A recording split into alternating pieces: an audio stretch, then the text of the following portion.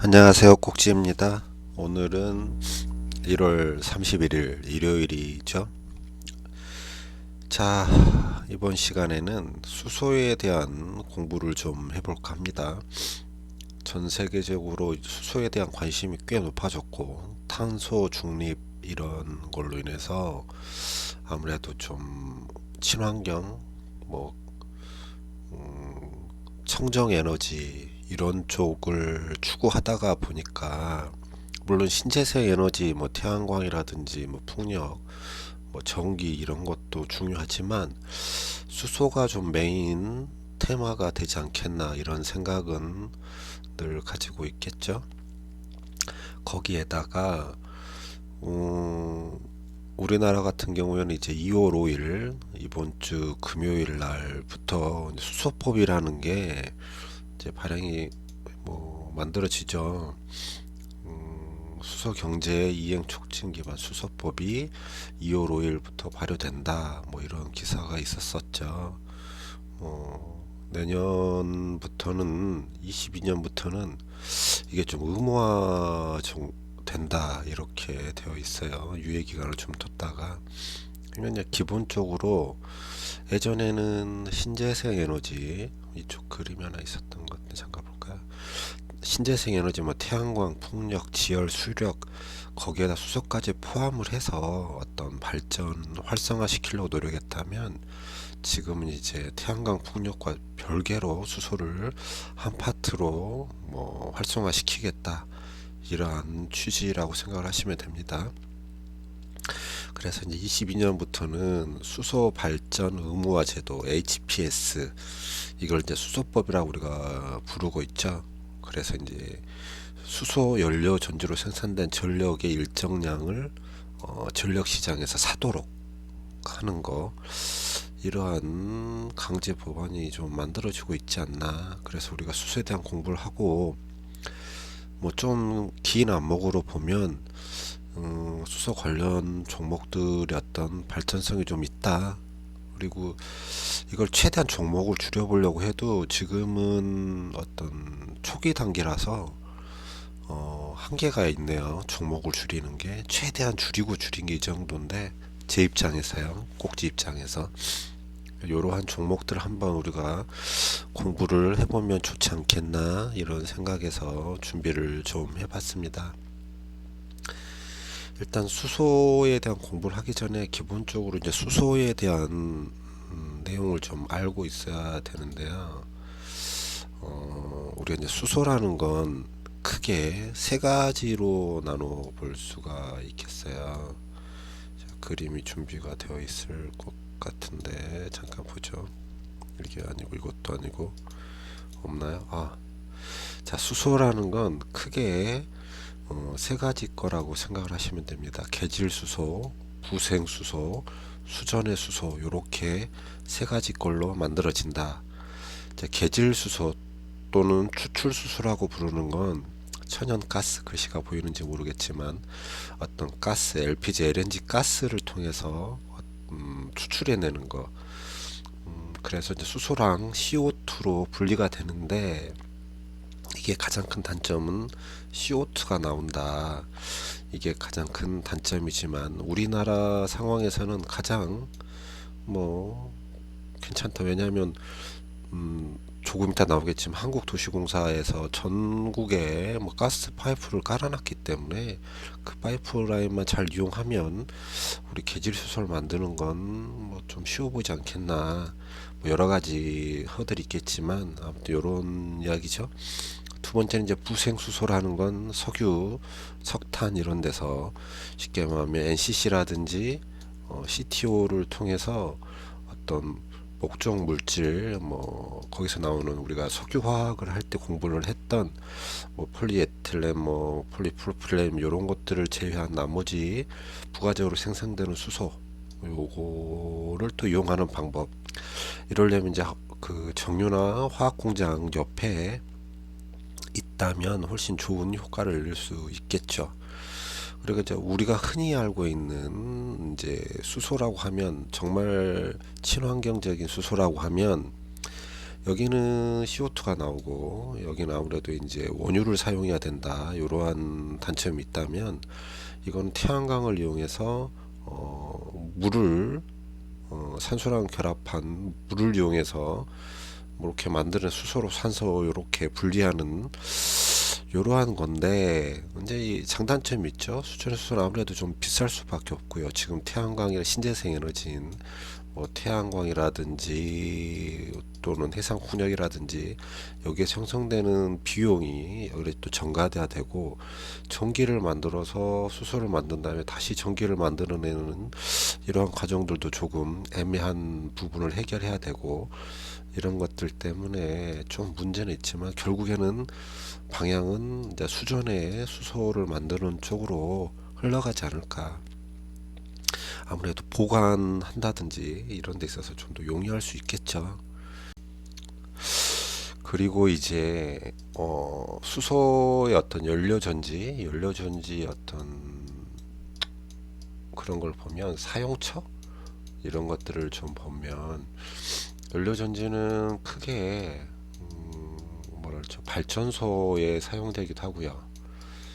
우리가 화력발전, 수력발전, 원자력발전하는 그 발전소 맞습니다. 수소를 이용한 발전소.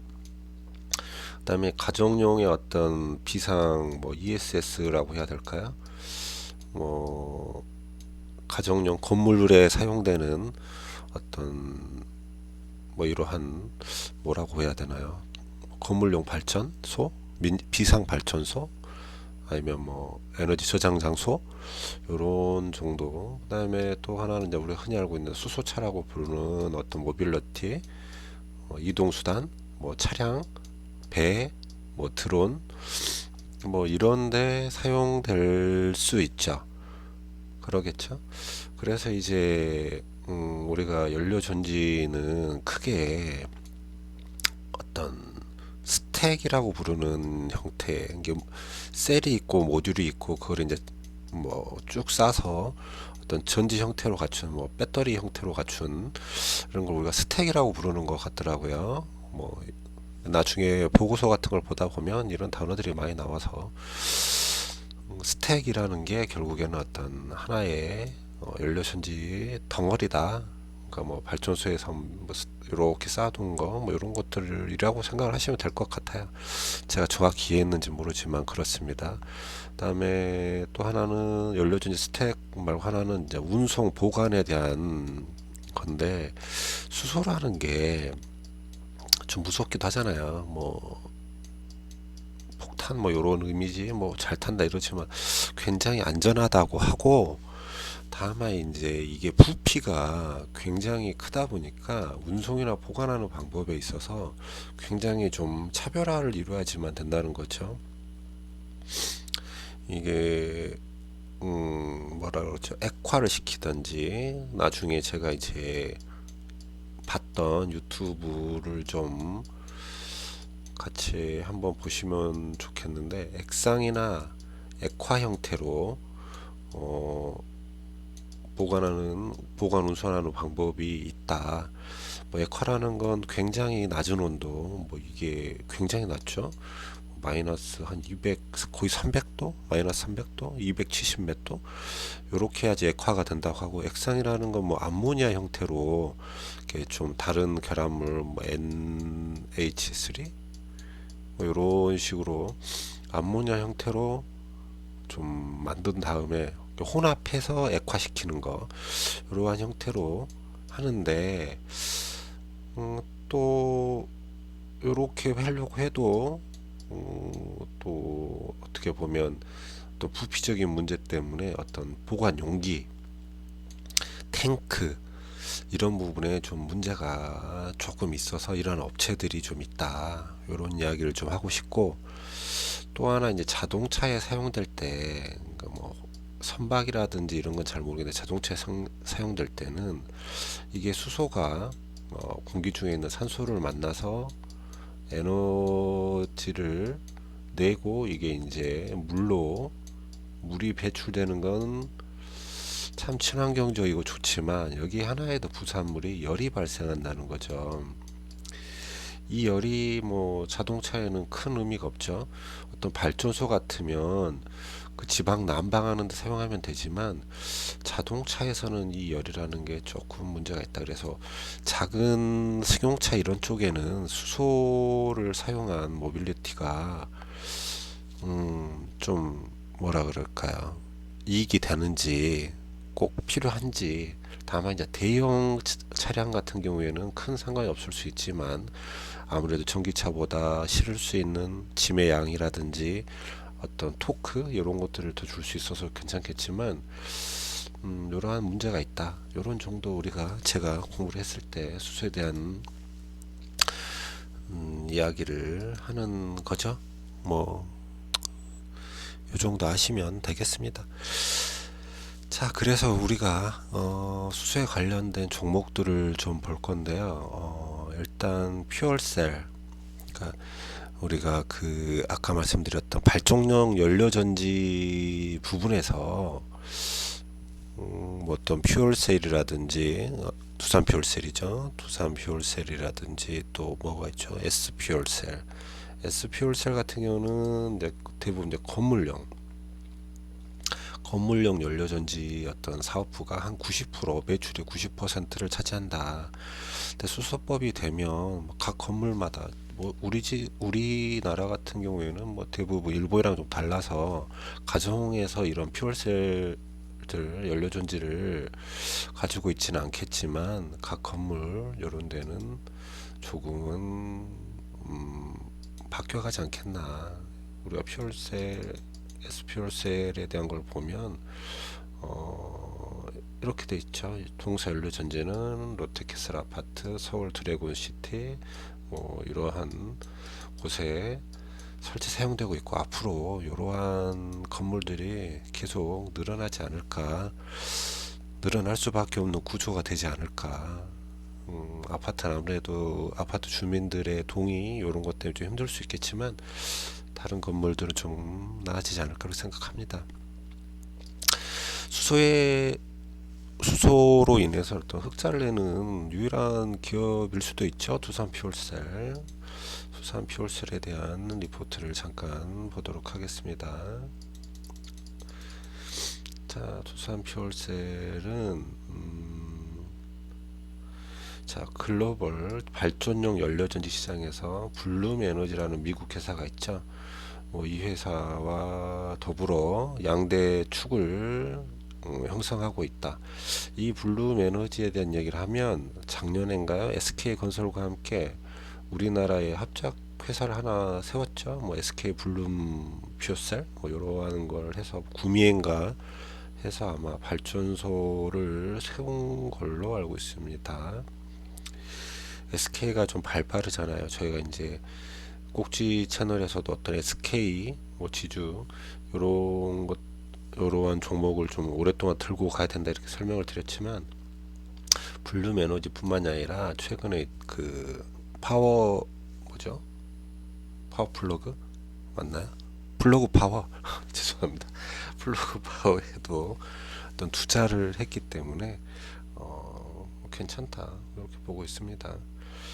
자, 다시 퓨얼셀 돌아와서 퓨얼셀은 발전용 연료전지 시장의 캐파가 아무래도 우리나라에서는 가장 큰데 뭐 64메가와트에서 이제 260메가와트로 증설을 했다.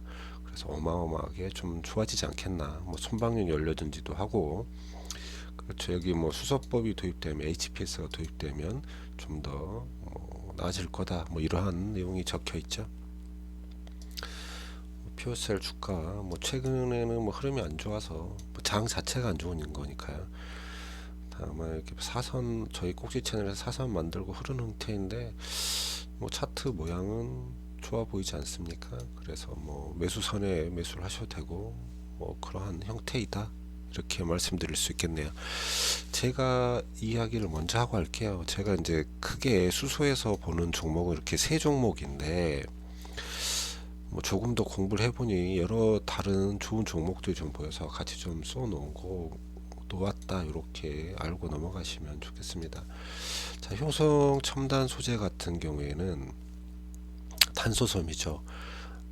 수소를 보관하는 데 있어서 어떤 용기의 중요성, 어떤 보관, 저장 용기의 중요성에 대해서 설명을 드렸는데, 그게 굉장히 압력에도 강해야 되고 또 어떤 충격에도 강해야 되고, 뭐 수소를 뭐 운송 보관하기에 굉장히 특별해야지만 되는데, 거기 이제 탄소 섬유가 쓰인다는 거죠. 이 탄소 섬유를 만드는 회사는 우리나라에 지금 효성 첨단 소재밖에 없고, 여기 보시면 알겠지만 뭐 탄소 섬유 흑자 분할이 뭐 11월 작년 11월 레포트에 흑자 전환됐다 이런 내용도 있고, 최근에는 뭐 좀 우리가 소외받았다 효성 첨단 소재가 주가적으로, 그래서 급한 상승을 좀 보여주고 있기는 합니다만, 뭐 이 회사 이제 타이어 보강제도 하고 있죠. 뭐 스판덱스, 뭐 효성 TNC 이런 쪽에도 좀 연관이 있고, 하지만 일단 아무래도 탄소 섬유에 대한 얘기가 가장 중요하겠죠. 그래서 괜찮다. 우리가 수소 산업이 발전할수록 효성 첨단 소재 괜찮다 이렇게 생각하시면 됩니다. 하나 더 다른 종목을 보면 NK라는 회사가 있어요. 이 회사도 특수 용기, 뭐 이렇게 탱크 만드는 업체인데, 수소 산업이 좀 발전하면 NK도 어떤 운송 쪽에서 수소를 보관하는 어떤 저장 용기 이런 쪽에 좀 괜찮지 않을까 해서 집어넣어 봤고요. 또 하나는 우리 모빌리티의 그림을 좀 보면, 현대차에 들어가는 어떤 탱크, 수소 탱크는 일진 복합 소재라는 곳에서 하고 있는데, 이게 이제 상장된 기업은 아니고 상장된 기업은 일진 다이아죠. 일진 다이아를 제가 뭐 관련주로 넣어놓지는 않았지만, 자동차의 수소 탱크 부분을 담당하는 건 일진 복합 소재라는 곳이고, 거기에 모회사는 일진 다이아다.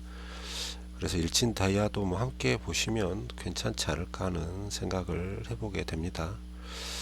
그 다음에 수소의 연료 전지에 대한 어떤 모식도 이런 거를 좀 봐야 될 필요가 있는데,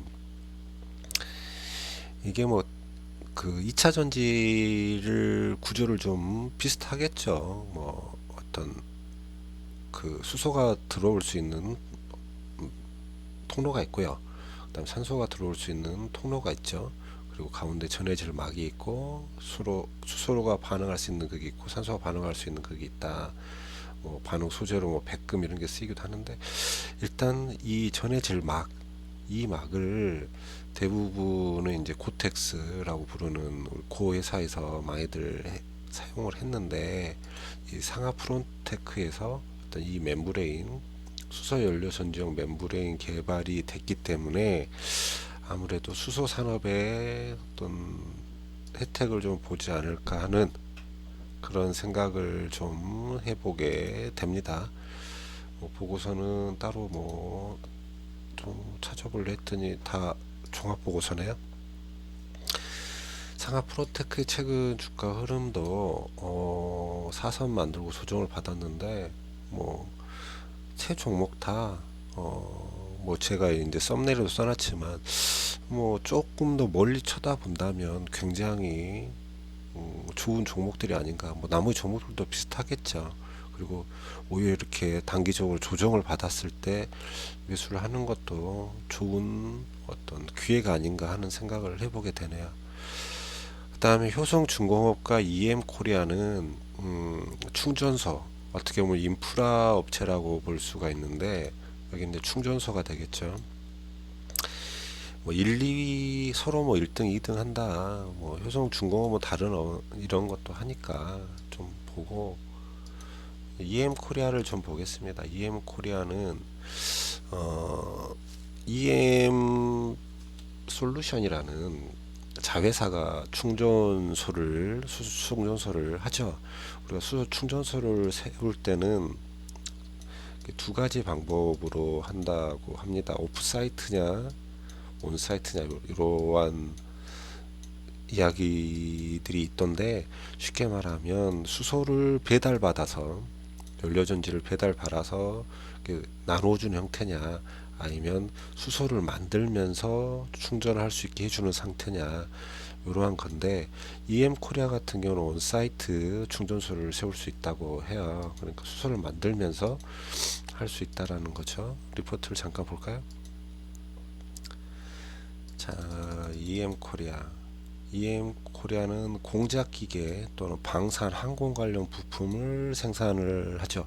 요새 또 방산 항공도 좀 좋으니까 괜찮지 않습니까? 그리고 종속회사인 자회사인 EM 솔루션이라는 곳이 수전의 수소 충전소 온사이트 형태로, 제가 수소를 만드는 세 가지 방법 얘기했죠. 수전의 수소 충전소 온사이트 형태로 구축 가능한 국내 유일한 기업이다. 그래서 뭐 EM 솔루션이 한금화를 낳는 거위가 될 것이다. 이러한 내용이 있다고 보시면 돼요. 그렇죠. 이런 정도로 해서 EM 코리아도 좀 괜찮지 않겠나. 주가의 흐름은 횡보하는 형태이고, 최근에 좀 많이 좀 빠졌는데, 아까도 말씀드렸죠. 이런 게 좀 더 어떻게 보면 기회가 될 수 있지 않겠나, 이런 생각을 합니다. 효성중공업은 수소 스테이션 뿐만이 아니라 여러 가지 사업들을 하고 있기 때문에 효성그룹이 괜찮죠.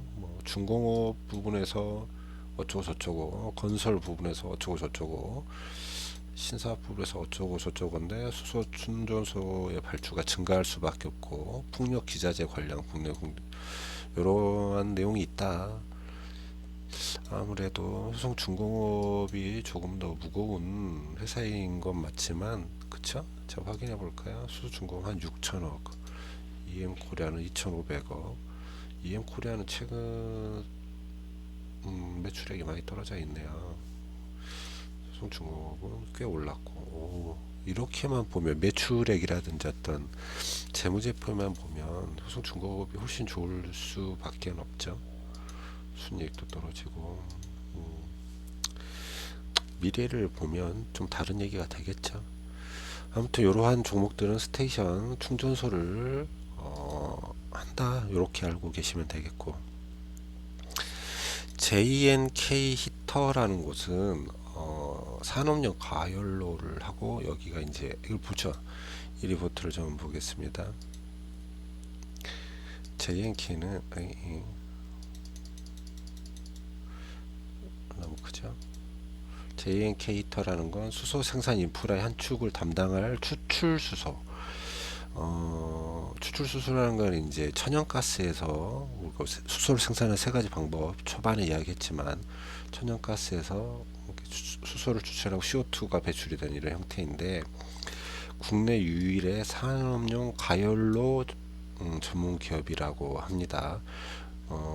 그래서 추출 수소 방식이 아무래도 우리나라에서는 가스 배급이 잘 되어 있기 때문에, 또 가스를 많이 사용하기 때문에 어떤 수소를 만들어내는 가장 쉬운 방법이 아닐까 하는 생각을 하고 있죠. 추출 수소 생산기를 기술을 보유한 국내 대표 기업이고요. 어떤 수소법이 발생이 되면 좀 더 좋아지지 않겠나. 그러니까 메탄에서 수소를 제거하고 CO2를 좀 배출한다는 단점이 있긴 하지만,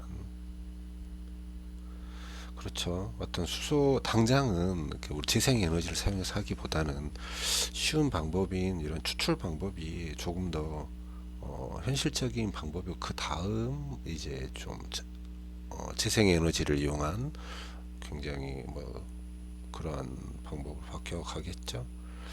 이렇게 보시면 되겠습니다.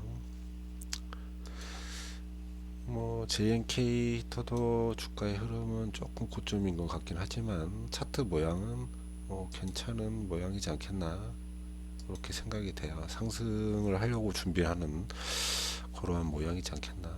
최근에 다 빠졌으니까요. 어떻게 보면 다 기회라고 볼 수 있죠. SP월셀은 아까 이야기했죠. 이 회사 역시 연료전지를 만드는데, 그 이야기는 좀 보고 볼까요?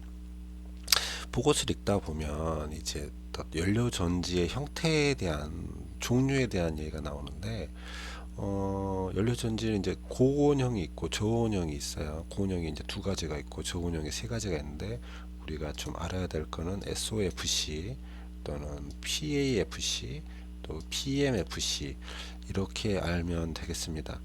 주로 이 고온형이라는 건 뭐냐면 작동 온도 자체가 굉장히 높아요. 뭐 SOFC 같은 경우 거의 1000도 그러면 부품들이 1000도를 견딜 수 있는 어떤 세라믹이라든지 이러한 어떤 열을 견딜 수 있는 제품들 부품들이 들어가야 되잖아요. 그러한 단점이 있긴 하지만 효율이 좋다. 효율이 꽤 좋다. 이건 효율에 대한 건 다시 보겠습니다. 그래서 발전소로 사용되는 발전소에서 쓰는 어떤 연료전지는 조금 이런 FOSC 자동차에는 주로 이제 PMFC가 사용이 되는 것 같더라고요. 아무래도 좀 온도도 낮고 이렇게 되기 때문에 PMFC라는 게 자동차에 좀 많이 사용되는 것 같고 이제 아주 오래된 어떤 연료 정지 형태는 인산염 FC, 그러니까 PAFC 요거는 이제 굉장히 오래 전부터 해왔다 이렇게 아시면 되고 보시면 또 효율을 보면 PMFC 같은 경우에는 작동 온도는 낮지만 발전 효율이 35% 정도 대신 이제 SOFC 같은 경우에는 한 60도 정도 그래서 이런 데가 이제 발전소 이런 발전소 용도 또 건물용에 많이 쓰고 뭐 가정용으로도 쓸 수 있겠죠. 자동차는 좀 힘들죠. 요거는 이제 온도 자체가 꽤 높아서 이 연료 전지에서 전기를 만들어도 연료 뭐죠? 열이 나오는데 이러한 문제 요거는 좀 안 될 수 있겠다. 뭐 다른 대안을 만들어 내시겠죠. 이제 주로 이제 자동차는 PMFC를 많이들 사용하시는 것 같더라. 저는 이렇게 해석을 하고 있습니다. 자, 자 계속해서 좀 보면 종목들 조금 더 보죠. TK락은 개장용 피팅 밸브 전문 업체라고 합니다. 수소를 사용할 때 아무래도 이제 어떤 밸브 같은 것도 중요하니까 뭐 TK락도 그렇게 좀 지켜봐야지만 될 것 같고요. 차트 모양은 거의 다 비슷해요. 최근 조정을 안 받았으면 조금 더 위로 올라갈 수 있었을 텐데 뭐 조정을 좀 받으면서 좀 밑으로 떨어져 있는 형태 이렇게 되어 있고요. 미코는 아까 제가 빼먹었네요. 미코도 발전소형 퓨얼셀 얼마인데 두산 퓨얼셀, 뭐 S 퓨얼셀, 미코 연료전지 발전용 연료전지 이렇게 보시면 되고 미코는 어떤 형태가 FAC라고 할 수 있고 이 두 개는 PMFC 이렇게 알고 계시죠? 제가 아까 설명을 빼뜨렸던 것 같네요. 미코 역시 발전용 어떤 연료전지를 한다 이렇게 보시면 되겠습니다. 또 하나 미코는 반도체에도 좀 엮여 있잖아요. 어떤 그 증착 공정에서 뭐죠? 그 증착 공정에서 어떤 웨이퍼의 온도를 올리는 온도를 조절하는 세라믹 히터 세라믹 히터고 있죠. 미코 세라믹스라는 어떤 회사에 사는 거 있잖아요. 리포트를 보면 나올 거예요. 자 보겠습니다. 자 미코라는 건 SOFC 연료전지 어떤 하나의 형태죠. 어떤 발전소형 이렇게 되는 걸 좀 만들어내고 있다. 앞으로도 계속 발전할 것 같다. 이런 얘기고 또 하나 이제 세라믹 히터라는 게 있죠. 세라믹 히터라는 건 그렇죠. 뭐 PCVD 그러니까 증착 장비 최근 영상 있으니까 찾아보시면 아시겠죠. 이게 이제 일본이 아무래도 독점을 했었는데 이거를 이제 개발 의뢰를 삼성이 했고 이런 것들이 이제 원익 IPS라든지 ASML들에 이렇게 납품이 되나 봅니다. 그래서 좀 미코는 좀 잘 봐야지 되겠다. 그렇게 생각을 합니다. 뭐 주가의 흐름도 역시 뭐 조정 안 받았으면 뭐 조정 받은 게 좋은 거죠. 저희한테는 저희 채널 상으로는 뭐 매수선이 딱히 뭐 지나치거나 없는데 괜찮아 보일 거고요. NK 아까 얘기했죠. 용기업체다. 세종공업은 이제 리포트 먼저 볼까요? 뭐 어떤 전기차의 어떤 세종공업 원래 자동차 부품 회사죠. 일단 리포트를 좀 보겠습니다. 기억이 잘 안 나요. 머플러 컨버터 자동차 배기 시스템 국내 1위 업체라고 하네요. 내연기관에 집중된 어떤 매출 구조를 탈피하기 위해서 이 세종공업이 이제 좀 바뀌게 되는데, 아까 그 연료전지의 모식도를 보셨으면 이걸 한번 더 보여드릴까요? 현대자동차의 어떤 납품 부품사들을 보면 모비스, 제가 이제 이 수소차에서 빠뜨린 가장 큰 종목은 현대 모비스죠. 모비스는 당연히 들고 가는 겁니다. 연료전지 모듈. 예전이랑 좀 달라지게 이제 현대 모비스가 하는 게 꽤 많다. 그리고 모든 데 좀 관여가 돼 있다. SK처럼 현대 모비스도 올해는 저도 좀 쭉 들고 갈 종목으로 생각을 하고 있죠. 어디에 낍니다. 어떻게든. 분리판이라는 게 있어요. 분리판이라는 게 아까 그 수소가 들어오고 산소, 공기가 들어오는 두 개의 어떤 철판, 메탈판 같은 게 있는데, 이런 걸 이제 세종공업이 한다. 또 하나는 이제 수소의 어떤 센서, 수소가 들고 나는 데 있어서 압력이란 요런 데를 아마 책임지고 있는 거겠죠. 수소 저장 장치 쪽에 있으니까 요런 걸 세종공업이 하고 있다. 그래서 요 두 개도 좀 하고 있으니까 세종공업도 끼워 넣습니다. 여기를 조금 더 보고 가면 저희가 이제 다루지 않는 종목 중에 하나가 한우 시스템, 코롱 인더가 어떤 열 관리 시스템, 습도 제어 시스템을 하고 있다. 이렇게 알고 넘어가도록 하죠. 아무튼 세종공업은 그렇게 해서 어떤 판을 하고 있습니다. 주가의 흐름은 상당히 높긴 한데, 뭐 보시면 알겠지만 2020년 이후로 조금 이제 서서히 상승을 하려고 하고 있고, 거래량이나 이런 것들을 봤을 때 종목의 어떤 상승 여력이 좀 보인다, 이렇게 볼 수 있죠. 그리고 이제 마지막으로 수소 관련주의 마지막으로 아무래도 이 모든 걸 책임지고 있는, 처음에 봤었던 우리가 그 수소법에서 가장 중요한 파트를 차지하는 건 아무래도 이 모든 걸 누가 주도하에 한다고요? 한국가스공사가 한다고요. 우리나라의 어떤 그 가스 배관은 전국망으로 깔려 있다 보니까 우리가 신재생 에너지를 통한 수소를 만들어내기는 좀 힘들고, 어떤 가스를 통한 수소의 어떤 추출이 가장 좀 쉬운 방법이 아닌가, 이렇게 생각을 하는 거죠. 그래서 이제 가스공사를 통해서 수소 충전소, 수소 보구, 뭐 연료 전지 이런 부분들을 책임지고 있지 않을까. 그래서 가스공사도 역시 좀 우리가 지켜봐야지만 된다. 가스공사는 뭐 쳐다보면 많이 흘렀죠. 많이 흘렀고, 일봉상으로 봐도 꽤 힘들었던 시절이 있었다면, 뭐 최근에 좀 오르려고 했다가 뭐그 저번 주 하락 조정을 좀 겪으면서 다시 거의 원위치 상태까지 오지 않았나, 이렇게 보여집니다. 어찌 됐든 오늘은 이렇게 수소 관련주들을 좀 알아봤고요.